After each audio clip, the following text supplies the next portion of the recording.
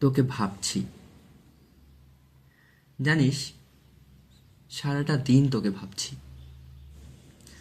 যেভাবে বসন্তের আগমনে সারাটা দিন গাছের পুরনো পাতাগুলো তাদের নিয়মিত অভ্যাসে ঝরতে থাকে, ঠিক তেমনভাবে তোকে ভাবছি। আমার সারাটা দিনে মিশে থাকা তুইটাকে চেতনায় পান করছি। তোর অজান্তেই আমি তোকে ভাবছি, শুধু তোকেই ভেবে যাচ্ছি।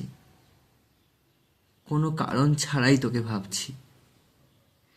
তোর শরীরের সুবাস আমাকে প্রতিটি ক্ষণে ক্ষণে ছুঁয়ে দিচ্ছে, যেমনভাবে মেঘগুলো পাহাড়কে ছুঁয়ে দেয়।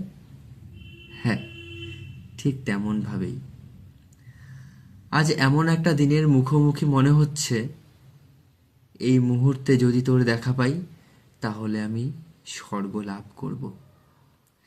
তোকে জোর গলায় বলতে ইচ্ছে করছে এই মুহূর্তে, যদি আমি তোর স্পর্শ পাই তাহলে আমার আগামী জীবনের সকল পাপ পাখি হয়ে উড়ে যাবে কোনো এক নিরুদ্দেশে। তুই কখনো কখনো আমার কাছে ঈশ্বর, তুই কখনো আমার ভালো থাকার কারণ, তুই কখনো আমার সারা দিনের এক মুঠো রোদ্দুর, তুই আমার স্পর্শহীন ভালোবাসা। কলমে সুকান্ত দাস, কণ্ঠে প্রীতম পাল। ধন্যবাদ।